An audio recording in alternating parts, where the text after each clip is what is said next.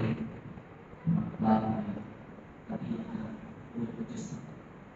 صلی اللہ تعالیٰ علیہ وسلم کے لبے سیدنا محمد رسول اللہ صلی اللہ علیہ وسلم نے فرمایا کہ اے لوگوں، اللہ کے رسول نے تک اللہ کا پیغام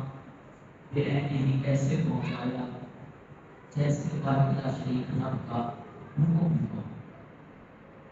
اور اس کا بدلہ اللہ کے محبوب سے نہیں ہوئے چاہتے سوائے اس کی بات کے آیات مبارکہ میں آتا ہے کہ تم لوگ مبدل حکموں سے پیش آؤ پورا کرنے والوں سے۔ ایک جگہ سیدنا مسعود رضی اللہ تعالیٰ عنہ فرماتے ہیں یا رسول اللہ صلی اللہ علیہ وسلم، آپ کی بارگاہ میں رسول اللہ صلی اللہ علیہ وسلم نے حضرت بی بی فاطمہ زہرا سلام اللہ تعالیٰ علیہا کو حکم فرمایا، آج حضور علیہ السلام کی ذات مبارکہ آپ کے مہمان ہیں، آپ بھول جائیں حسنین کریمین کی یہ ڈیوٹی حضور اکرم صلی اللہ علیہ وسلم عطا فرمائیں۔ یہ عقیدہ مذہب ان سے بھی سمجھانا ہو گیا اور اہل بیت سے محبت مودت اور انس و عشق کرنے کے طریقے بھی سکھائے گئے۔ آیات مبارکہ سے بھی یہ واضح ہوا، رسول علیہ السلام نے فرمایا کہ میرے اقربا سے پھر اس میں خوبصورت رنگ کا ہوا۔ حضرت رسول نے جب عرض کی تو یا رسول اللہ صلی اللہ علیہ وسلم کی بارگاہ میں آقا صلی اللہ علیہ وسلم نے فرمایا کہ اقربا میں سب وہ خیر کے لوگ شامل ہوتے ہیں، جس طرح صحابہ کو دیکھیں، جس طرح تبع تابعین کو دیکھیں، جس طرح محدثین اور ائمہ کو دیکھیں، سب نے حضور علیہ السلام کی ذات مبارکہ سے اپنے اپنے طریقے سے اس کا رشتہ نبھایا، عقیدت کا رشتہ نبھایا، محبت کا رشتہ نبھایا، اور دین مدین سیدنا محمد رسول اللہ صلی اللہ علیہ وسلم کے فرمان عالی شان پہ اپنا ظاہر و باطن پابند کر کے قربان کیا، اور اپنی پوری زندگی اللہ رسول کی اتباع میں اور دین اسلام پہ صرف کی۔ ان کو بھی اقربا میں جانا چاہتا ہے، لیکن جیسے زمانے میں ایک فطری رنگ ہے کہ اپنے دوست سے جو انس ہوتا ہے، تعلق رکھنے والوں سے جو انس ہوتا ہے، رشتے داروں سے جو انس ہوتا ہے، ان کے مختلف طریقے مختلف معاملات کے ساتھ سے پیش آیا جاتا ہے۔ تو اسی طرح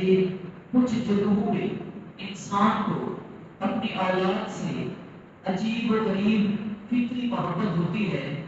جس کو وہ اپنے قرب کا نام دیتا ہے۔ اسی طرح ایک آیات مبارکہ میں قرآن پاک میں آتا ہے کہ رسول اکرم صلی اللہ علیہ وسلم نے فرمایا، تفسیر سے ساتھ متفق ہیں کہ فاطمہ رضی اللہ تعالیٰ عنہ میرے دل اور جان ہیں۔ ترجمہ قرآن یہ آتا ہے کہ گوشت کا ٹکڑا، تو گوشت کے کامل ٹکڑے کو مقام دل کا نام دیا گیا ہے۔ انسان کی زندگی میں مختلف حادثات پیش آتے ہیں اور وہ تکلیف میں مبتلا ہو جائے، جب تک اس کا دل دھڑکنا بند نہیں ہوتا اس کو نہیں کہا جاتا کہ یہ دنیا فانی سے رخصت ہو چکا اور یہ آغوش موت میں چلا گیا۔ گویا اس نسبت سے واضح ہوا کہ دل مقام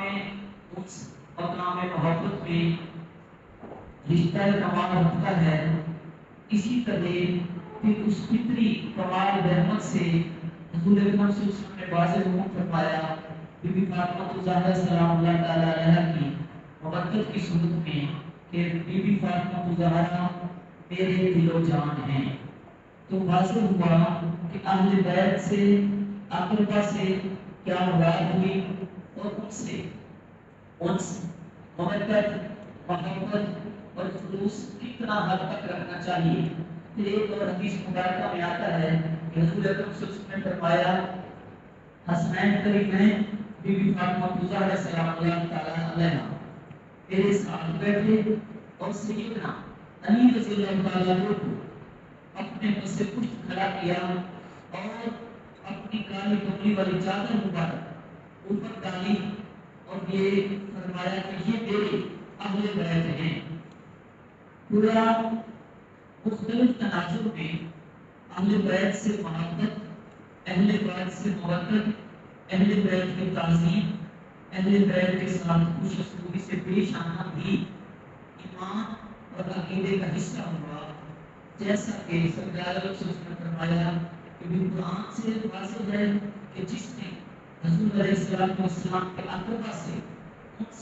فرما برداری، تعین اور محبت کا رشتہ رکھا، وہ ایمان والوں میں ہوا۔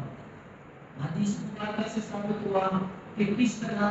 کس کو اہل بیت ملا جاتا ہے اور کس طرح سے محبت اور مودت سے پیش آنا چاہیے۔